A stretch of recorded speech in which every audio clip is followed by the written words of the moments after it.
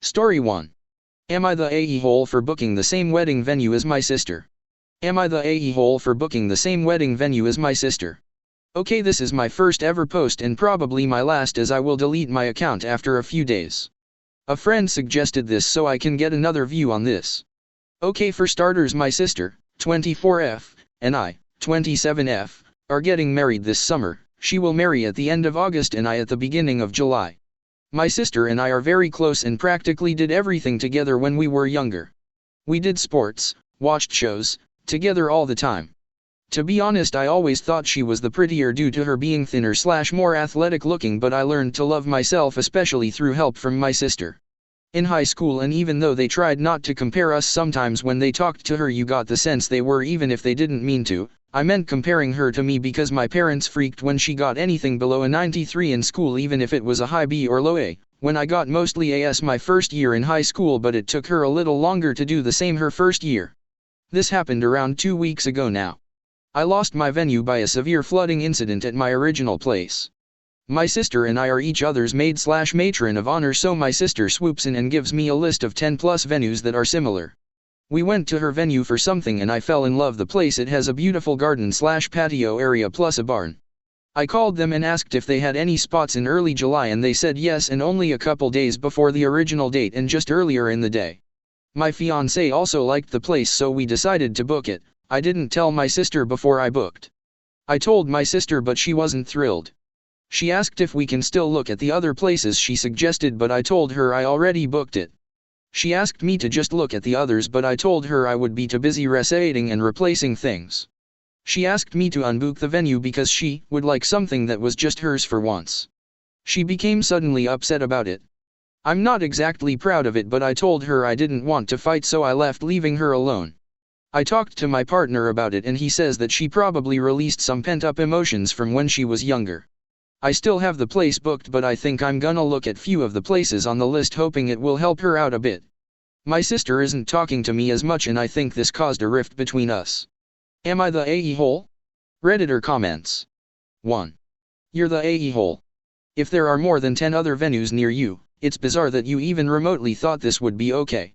You're getting married before her, too.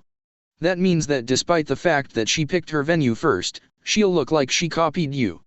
Change the venue. You're being a selfish, narcissistic brat. 2.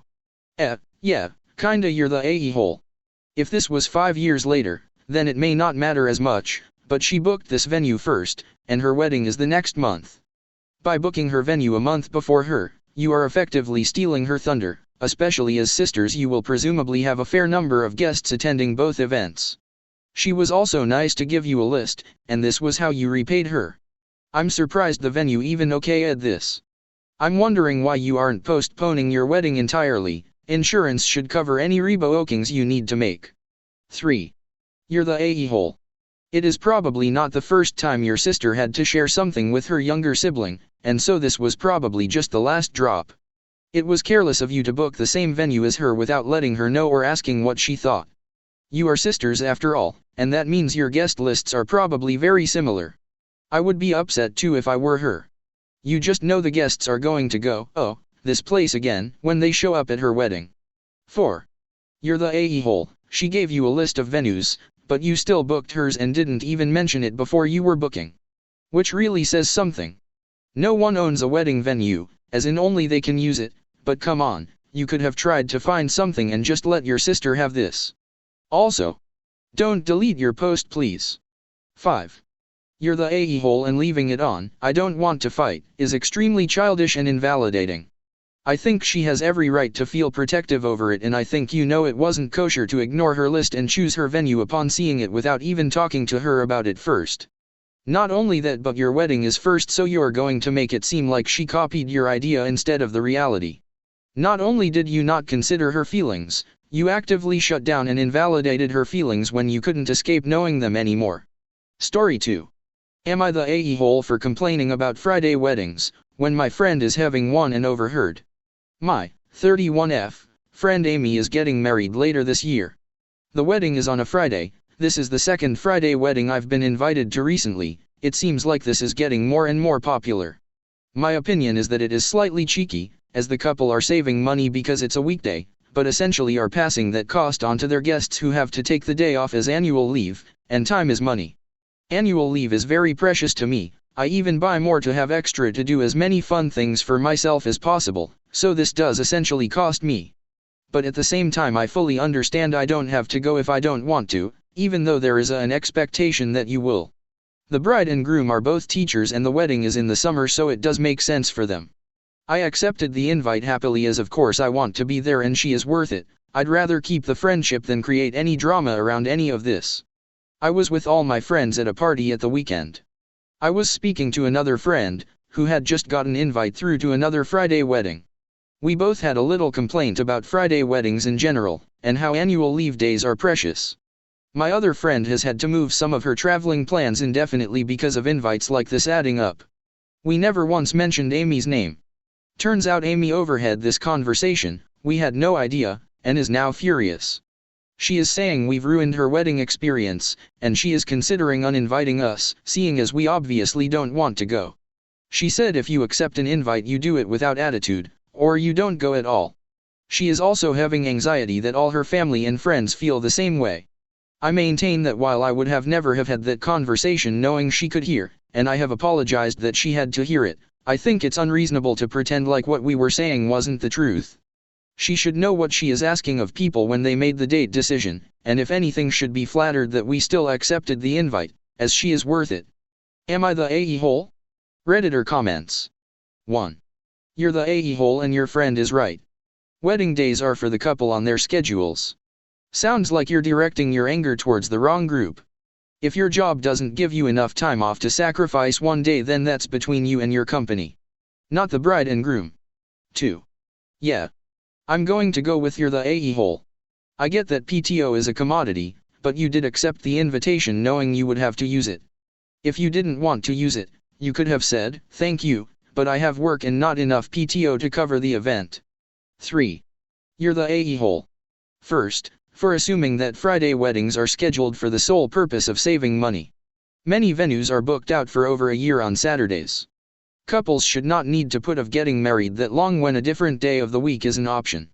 Second, for complaining about Friday weddings at a party where a person attending is having a Friday wedding. 4. You're the a-hole. Weddings are extremely hard to plan, venues can be in short supply, and guess what? There's 5 weekdays and only 2 weekend days to go for. You should be grateful it's a Friday wedding, as you have a day off afterwards. Do you think everyone else gets married on a Saturday and your friend only picked Friday to take advantage of your time off allowance? If it's a problem, don't go. But you're the a-hole regardless. 5. Not the a-hole, weekday weddings are annoying. I was invited to one on a Wednesday and had to use 3 days PTO. At that point we just decided to make it a week-long vacation and use 2 more days because it was also a destination wedding. Was I annoyed by the date? Yeah, but I like the couple and still wanted to celebrate them. You are allowed to be annoyed. She is allowed to be upset and self-conscious. I'm shocked that this is the first time she considered that having a wedding on a weekday might inconvenience or annoy people though. Story 3. Am I the a-hole for wanting more money from my parents for my wedding? Edit. I think you all should know I would get married in a courthouse with no one there and spend the money on just a license in a heartbeat. My fiancé and my family are the ones with an expectation to have a big wedding. I know in today's world it is no longer socially expected for the bride's family to pay for the whole wedding the way they used to. But I finally got a hashtag back from my parents, $7,000, it's not even enough to cover the venue and food even if we picked the cheapest option possible.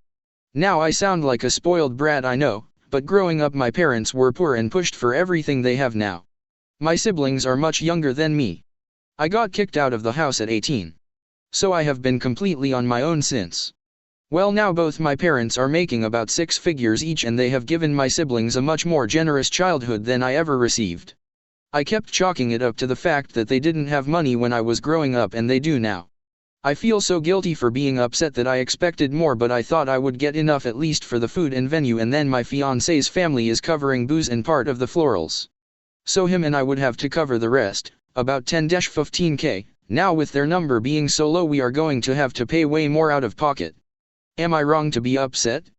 I feel so guilty, but I also feel so swept under the rug by my parents. I have spoken to them about the money and they stated when they got married in 2005 that's how much they were given. In 2005 this amount paid for their wedding and honeymoon and they even had some left over to start remodeling their house. I have explained this and they have nothing to say. They also have this ginormous attitude that because they are giving money that it will be done close to their home. I moved an HR away to be closer to my fiancé and his family lives close to me as well, so it makes sense to have it near us, and have almost 200 guests. Redditor comments. 1. You're the a-hole. I don't know where you are getting married, but $7,000 is a generous amount and more than I will ever get from my family, but I don't expect it because me and my fiancé work our asses off to pay for it all.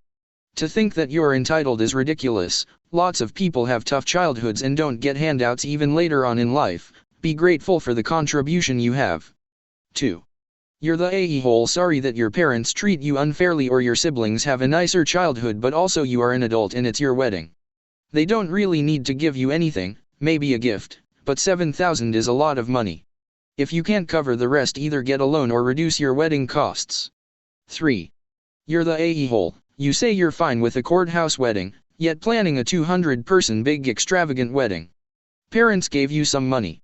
Either don't take the money and get your courthouse marriage or cut your guest list down and extras down. At your wedding no one is going to remember the centerpieces, decor on chairs, tablecloth, or stuff like that. Cut the guest list down and cut the extra fluff down. 4. You're the a-hole. You gotta plan the wedding to your budget, not the other way around. You might have to get creative, you might have to cut back on alcohol, you might have to invite less people. Unless your parents agreed specifically to paying for the venue and food, then you just need to accept the gift and either make up the rest yourself or do a smaller wedding. Or, you could always get married at the courthouse and use the $7,000 for your honeymoon. 5. You're the a-hole. You're an adult getting married. Time to put on your big girl pants. Your fiancé wants a big wedding? Then he plans it. You will support him, but he will do the bulk of the work. For example, you'll go with him to the cake testing, but he is the one who finds the bakery, makes the appointment, and chooses the flavors. I bet if suddenly he has to do the work, a courthouse wedding will be much more appealing. Tell your parents what they want is irrelevant. 7K gets what 7K gets. Before you book anything, have that money in your bank account.